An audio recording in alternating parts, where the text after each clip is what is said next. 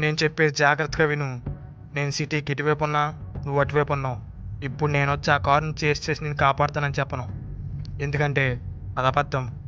ఇప్పుడు నువ్వు డేంజర్లో ఉన్నావు. ఇది నిజం. వాళ్ళు నిన్ను భయపెట్టచ్చు, కొట్టచ్చు, చంపేయచ్చు కూడా.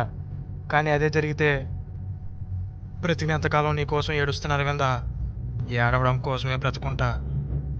ఫోన్ స్పీకర్ ఆన్ చేయి. మీరెవరో ఏందో నాకు తెలియదు స్వామి, కనుక్కుంటా.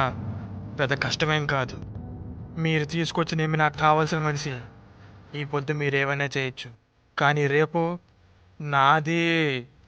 ఈ ఆల నుంచి ఏ పల్లెలో ఏ గొంగలో ఆకల్లాడినా, ఏ గొట్టంలో ఆవచ్చినా, ఏ చెట్టు మీద పెట్టలేచినా అది మహానంది గారి వీర రాఘవరెడ్డి కత్తి వాదలలికిడే.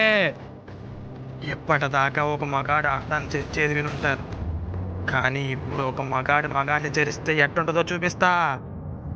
గుర్తుపెట్టుకోండి, మీలో ప్రతి ఒక్కడు నన్ను చంపేమని నా కాళ్ళు పట్టుకుని వేడే వరకు హింసించి చంపుతా. బాలరెడ్డి, గొంతు గుర్తుపట్టినావా?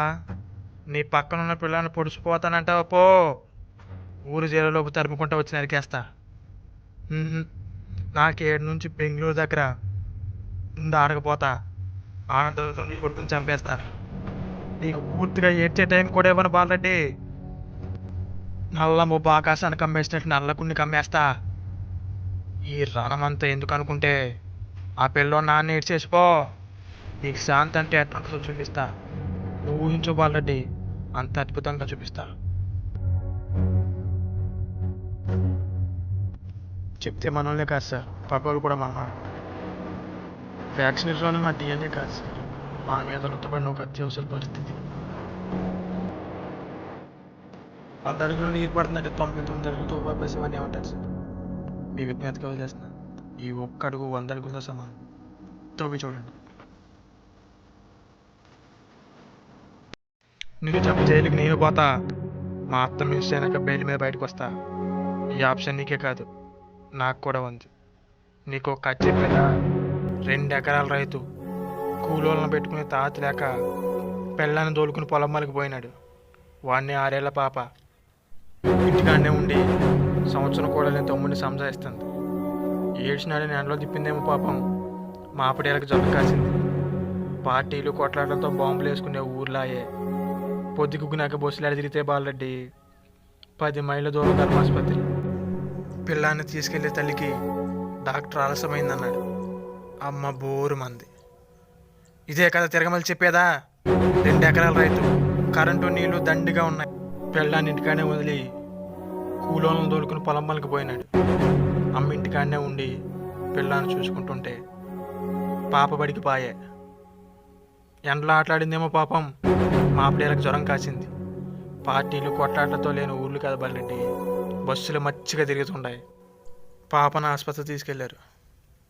డాక్టర్ సెలవు ఎక్కించి ఇంటికి పంపినాడు. ఆ పొద్దు మర్నాడు పాప బడికి పాయే. అమ్మ నవ్వింది. మొదటి కథ మీ నాయన రాసింది, రెండోది నేను రాద్దామనుకున్నాను బాలరెడ్డి. ఏమంటావు? నువ్వే చెప్పు. I'm sorry. ఎక్కడ లేని మా నాయన తరపున ఎక్కడికి రాని మీ నాయనకి క్షమాపణ చెప్తుండా. ఆ రోజు మీ నాయన తల నరికిన రోజే మా నాయన ఎలా కూర్చొని మాట్లాడుతుంటే ఈ 20 ఊళ్ళు బతుకులు వేరేగా ఉండే. కనీసం మన పిల్లలకైనా కాసేద్దాం. ఈ పీస్ తాలూ కాస్ట్ 5 ఏళ్ళు, 1 ఎమ్మెల్యే, 1 మినిస్ట్రీ. నాకు ఓకే, నేను నిలబడను, నువ్వే గెలువు. పోయిన తూరు 2 బళ్ళు వేసుకొచ్చిన బాలరెడ్డి, అందుకే మాట్లాడినా. ఈ టూరు 4 బళ్ళు వేసుకొచ్చిన, అందుకే కొట్టి మాట్లాడుతుంటా. యుద్ధం చేసే సత్తా లేనివాడికి శాంతి అడిగే హక్కు లేదు. నా నెంబర్ ఆయన కాడ ఉంది, మెసేజ్ చెయ్యి. నీ ఆన్సర్ ఎస్ అయితే నువ్వు ఎమ్మెల్యే అయినాక ఊరేగింపుగా పోయి మీ ఆయన కలిసి వద్దాం. అదే నువ్వైతే పులేంద్ర పూలబల్లి కాడ నుంచి కడప కోట్లెట్ సర్కిల్ దాకా, కర్నూలు కొండారెడ్డి బ్రిడ్జ్ కాడ నుంచి అనంతపూర్ క్లాక్ టవర్ సెంటర్ దాకా, బళ్ళారి గనులు కాకుండా బెలకం పొలంలో పండుకున్న వదల తరుముకుంటా వస్తా. నీ తలకెక్కు వస్తా.